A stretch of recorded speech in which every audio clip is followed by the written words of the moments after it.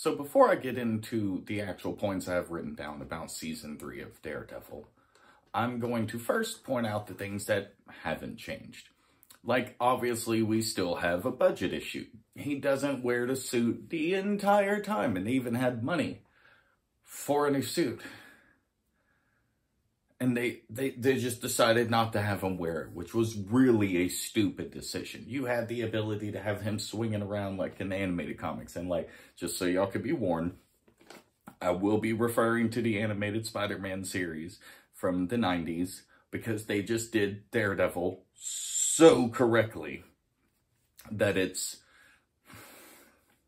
frankly embarrassing. A kid's show about Spider-Man gets Daredevil better than a series literally made about him. But the choreography, yeah, it's still kind of crap. I can't tell it's ninjutsu. I can't tell it's anything more than just a little mixed martial arts added into kickboxing. It's, oh yeah, and the obligated flippy kick or spinny kick or something from every character. You get at least one per fight or one per commercial break if the fight continues on. But yeah, let's go into it. On season 3, episode 2, I remember it was Foggy Nelson who said that this, like Hell's Kitchen, is the center for vigilantes. And I'm like, no, New York is. That's where Avengers headquarters is. You know, like Spider-Man's running around, you know, New York as well. You have multiple characters. Like, I know I'm missing some that are running around there, but you got the whole Avengers. Oh yeah, you got Doctor Strange chilling over there in New York as well. It's like, this is not the center of it. New York is. And honestly, that's because in the comics, most people were writing with what they knew. And so that meant most characters were written to be in, like, the New York area.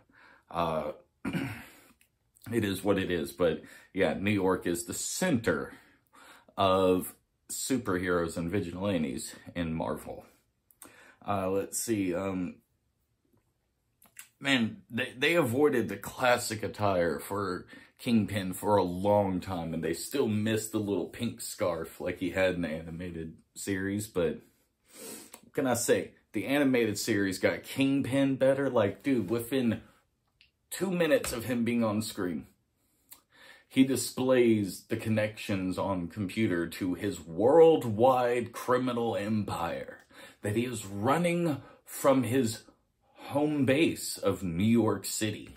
The entirety of this series, he's just trying to take over, you know, the local area, not even fully New York, just New York City area, not New York as a whole.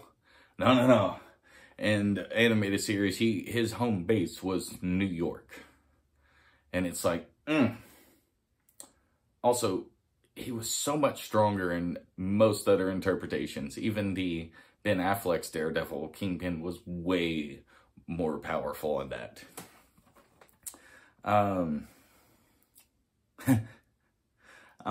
Yeah, you know, Poindexter, there was a scene where he was going to shoot himself, and where he was pointing the gun, it literally, you know, it would have taken his chin and lower jaw off, might have hit his nose. But, like, for someone that's a killer, it was a little weird, him not understanding that wasn't going to work out the way he was putting.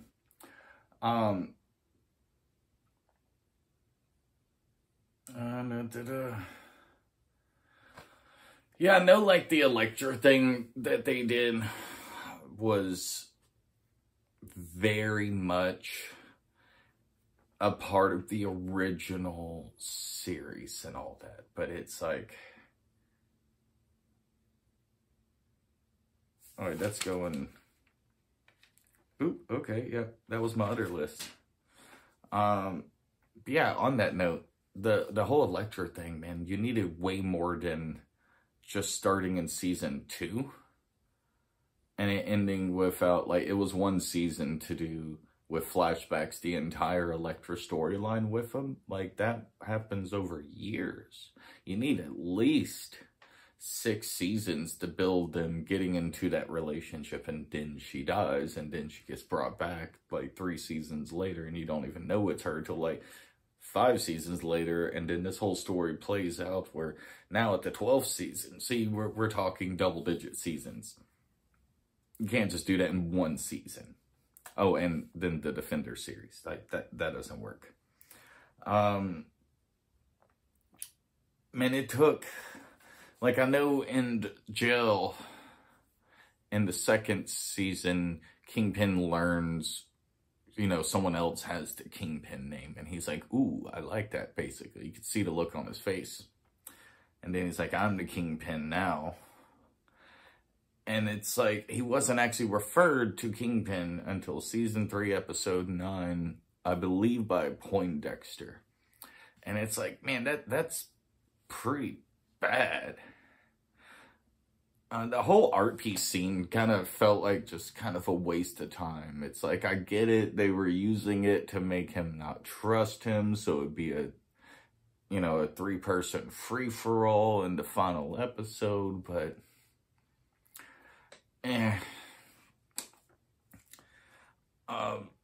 oh yeah, in the final episode, Kingpin hitting Stone and it hitting him and hurting him is just ignorance of the character. Like, this is the guy that can rip a car door off, be slammed into with a car at 60 miles an hour. This is a guy that can fling a car.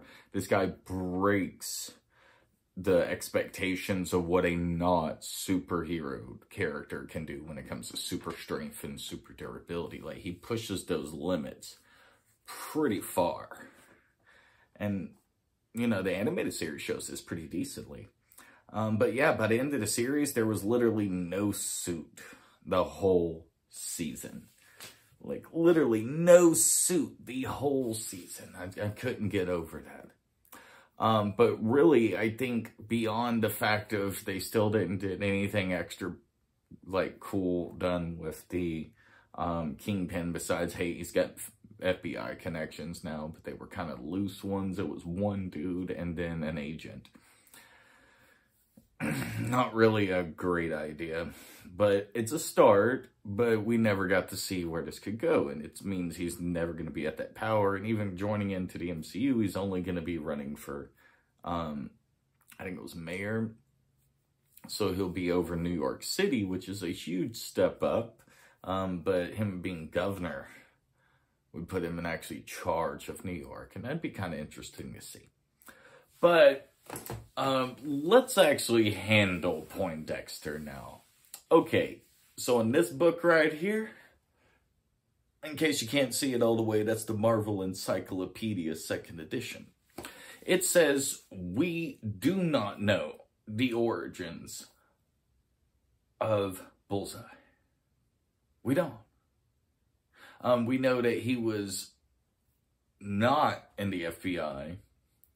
He wasn't necessarily in the military. He was like a hitman / mercenary for a little bit, but no, he was in New York extorting the rich for a lot of money when Kingpin hired him to go after Daredevil. That's how that whole happened in the comics. So basically saying that he's a manipulated target and giving him that whiny ass behavior and making him like this, oh yes, Daddy Kingpin, I need you to be mentally stable and not emotionally break down, was kind of embarrassing. Like, this was the worst take on a villain. And I mean, like, you've got some bad ones. Like, let's see. Disney did Taskmaster. And, like, I mean, that's Taskmaster level bad. And that's fine, but you kind of just ruin them. You make them not even, like... How did Netflix make Ben Affleck's Daredevil movie actually look good? I mean, it's kind of sad, but in any case, I feel like you still could use just the blind boxer, basically, an adaptation of the blind samurai, but make him a lawyer instead of a soldier. Have him still learn from some dude that's blind, and there you go. You could have the same series wouldn't really change much. And, you know, that's a sign of a bad story, was when you can basically change your character out with something else. It wasn't unique. Like, you know, when Daredevil couldn't hear the guys, it's like, I want to refer you to going back and looking at the 3 episodes where he comes into the Spider-Man animated series from the 90s. He has like what's referred to as radar vision. It's like he could basically see. So like, it doesn't matter if he couldn't hear them, he could see them. Like, that makes no sense. But in any case, I think that's all I got to say until my overall review, which will be after Jessica Jones, which should be next Monday. Till next time, catch you later.